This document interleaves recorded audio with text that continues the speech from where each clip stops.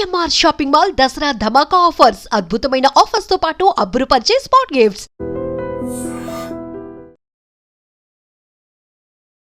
Welcome to IT news. This is Pawan. So ప్రస్తుతం హైదరాబాద్ లో అయితే భారీగా వర్షపాతం నమోదయ్యే అవకాశం ఉంది. మీరు చూస్తున్నారు వర్షం ఎలా పడుతుందో బయట.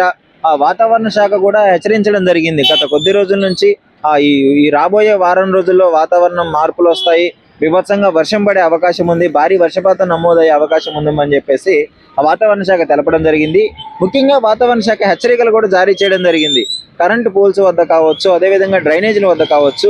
సో ప్రజలు వీలైనంత వరకు అవాయిడ్ చేయవలసిందిగా వాళ్ళైతే హెచ్చరికలు జారీ చేయడం జరుగుతుంది. ఎందుకంటే గత కొద్ది కాలంగా మనం చూస్తూనే ఉన్నాము ఎన్నో ఇన్సిడెంట్లు, డ్రైనేజీల కాడ కావచ్చు, ఈ కరెంటు పోల్స్ దగ్గర కావచ్చు. అదేవిధంగా మొన్నటి వరకు అయితే ఎండాకాలమేనా అనే విధంగా ఫుల్ ఎండలు తీవడం జరిగింది. సో ఇప్పుడు మాత్రము భారీగా వర్షం నమోదవుతుంది.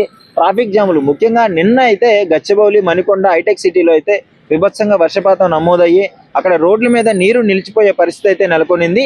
ఇప్పుడు చూసుకున్నట్లయితే పొద్దున్న నుంచి వాతావరణం కొంచెం చల్లగా ఉండడము, అదేవిధంగా మేఘాలు కమ్మేయడం జరిగింది. ఇప్పుడు మాత్రము ఫుల్గా వర్షం పడుతుంది. మీరు చూడొచ్చు ఎక్కడ ట్రాఫిక్, అక్కడ రోడ్ల మీద అయితే వెహికల్స్ ట్రాఫిక్ జామ్ అవ్వడం జరుగుతుంది. ముఖ్యంగా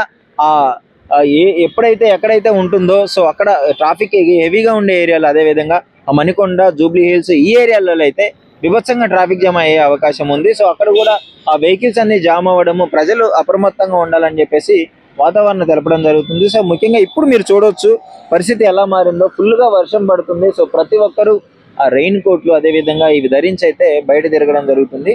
సో చూడాలి. ముఖ్యంగా మీరు ప్రజలకి హెచ్చరించింది ఒకటే, ఈ రోజు సాయంత్రం అయితే దాదాపు 30 నుంచి 40 కిలోమీటర్ల మేరకు అయితే గాలులు వీచే అవకాశం ఉంది అని చెప్తున్నారు. సో చాలా జాగ్రత్తగా ఉండాలి. కరెంటు వైర్ల దగ్గర కావచ్చు, ఆ డ్రైనేజీల దగ్గర కావచ్చు, ఇలాంటి ప్రదేశాల్లో కొంచెం సేఫ్గా ఉండాలి. వీలైనంత వరకు అవసరం ఉన్న వస్తువుల్ని ముందుగానే తీసుకొని వెళ్ళాలి. అత్యవసరం ఉంటే తప్ప బయటికి రావద్దు అని చెప్పేసి వాతావరణ శాఖ కూడా చెప్పడం జరుగుతుంది.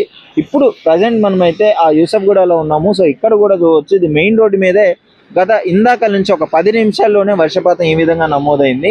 కొంచెము ఇప్పుడు గ్రేటర్ హైదరాబాద్లో నిజంగా ఇంత గొప్ప డెవలప్మెంట్ అయినా కానీ వాన వచ్చిందంటే హైదరాబాద్ మొత్తం వణికిపోతుంది. సో హైదరాబాద్ను ముప్పు తిప్పలు పెట్టేది ఒకటే సమస్య, ఈ వాన వచ్చిందంటే ఈ డ్రైనేజ్ సమస్య. మొత్తం నీరు ఎక్కడికక్కడికి బ్లాక్ అవ్వడము, సో నల్లాలు మొత్తం నిండిపోవడము. సో ఆ ప్రజలు కూడా బైకులు ప్రజలు కొట్టుకొని పోయే పరిస్థితి నెలకొనింది యూసఫ్గూడ బస్తీల్లో అయితే. సో ఈ విధంగా తయారవుతుంది. సో అందుకే చాలా వాటికి జాగ్రత్తగా ఉండి వీలైనంత వరకు ఇంట్లోనే ఉండాలని చెప్పేసి వాతావరణ శాఖ చెప్పడం జరుగుతుంది.